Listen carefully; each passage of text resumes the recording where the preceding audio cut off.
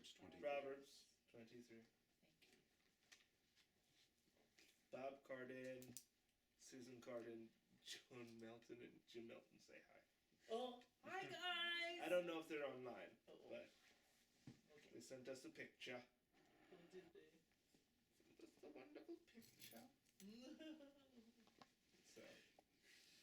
as they are online, I just want to say hi, but we don't know. Oh, I'm sorry, Proverbs 4. The verse will be verse 23. Oh, okay. Okay. We'll stay in Proverbs mostly in this teaching. And we'll start off in Proverbs 4, verse 23, and it says, "Keep thy heart with all diligence, for out of it are the issues of life." That word keep can also be translated guard, watch over, protect. The root word of this Hebrew word is also used in the word warden.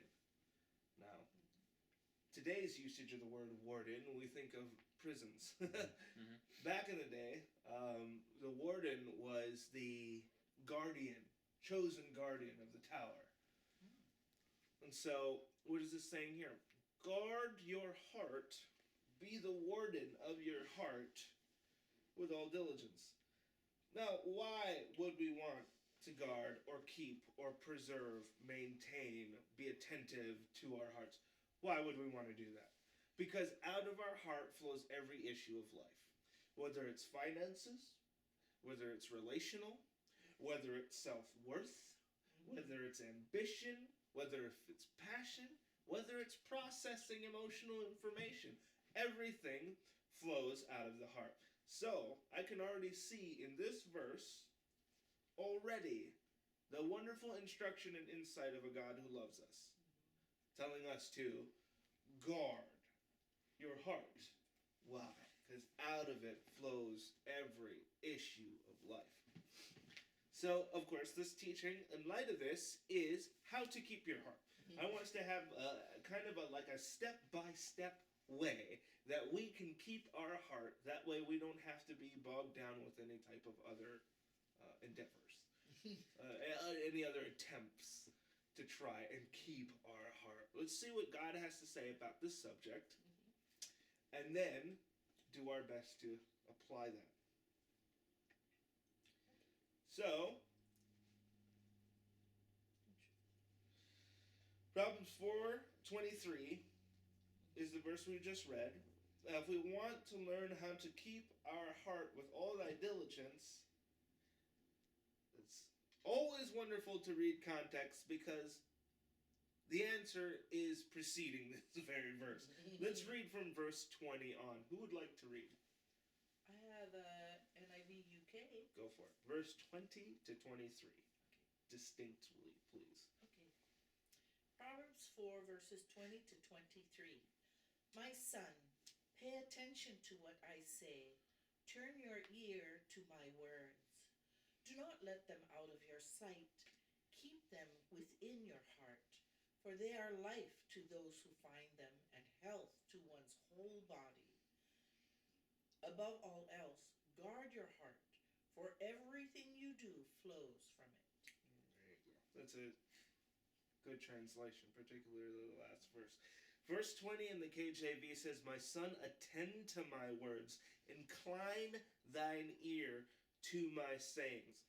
Now, if you think about it, we hear loads of words every day. An infinity of words. I mean, we've been talking this whole time. We hear the radio, we hear, goodness, random conversation, we hear gossip from our friends, you hear CNN. You even think in light of words, communicating to yourself, thinking, lots of words go on. But God doesn't just say, "My son, hear my words." He says, "Attend to my words." And he says, "Incline thine ear unto my sayings." It's not just hear it, because often, like with the radio and whatever is going on around me, a lot of things just go straight through my head. It's like in one ear, out the other. That happens a lot with a lot of things I hear throughout the day. Most of the time, not even on purpose. But God says here, attend to my words, incline thine ear unto my saying, let them not depart from thine eyes. So it's talking about, where are your eyes? What's going into your head? What's in your ear? Keep them in the midst of your heart, for they are life unto those that find them, and health to all their flesh. Interestingly enough, another verse in the Proverbs says that sorrow is like bitterness. Oh no, bitterness is like rottenness in the bones.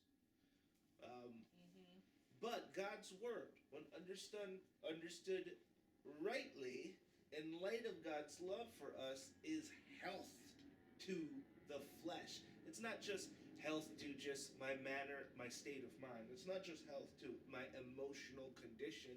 It's health to the flesh. There's another says was it cheerfulness is like medicine to the bones. That's another. A merry heart doth good like a medicine, right? These are all principles in God's word. Verse 23, keep thy heart with all diligence, for out of it are the issues of life. All right, so let's move on. Let's go to Proverbs chapter 3. Now, what is this? This is a teaching on how to keep your heart. More on how to keep your heart.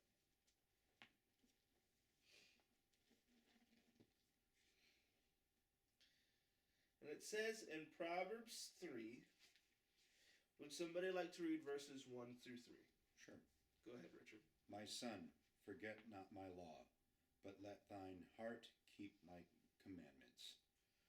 For length of days and long life, and peace shall they add to thee. Awesome. Forget not. Forget not. So remember, be mindful of God. Goodness, we heard that in manifestations tonight. He says, I have placed myself on your path that you might be mindful of me. Forget not his law. Let thine heart keep my commandments. It is possible, and the Pharisees in the Bible were wonderful representations of this, of people keeping commandments of God without their heart. They did ordinances. I taught about this 2 weeks ago. In fact, in Rancho Penasquitos, where they tithed mint and cumin, and they did all the external manifestations of obeying the law, but they forsook justice. They forsook judgment. They forsook mercy. They forsook grace. Forsook forgiveness. You know, they washed the outside of the cup, but the inside of the cup was still all messed up and dirty. Well, God says here, let thine heart keep my commandments. It's wonderful how particular, how specific God is. Because if the outside manifestation, if my external representation is I'm doing all these things, but the inside's still messed up, well, that's not God's desire.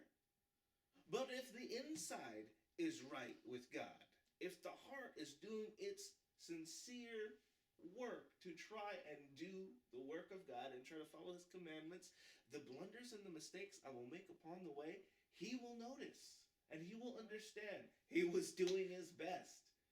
You know, immaturity, you understand, and it is easy to see somebody who is trying to do the right thing but still tripping over the technicalities. Trying to do the right thing but still developing in a certain area. And that is far more easy to deal with. That is far more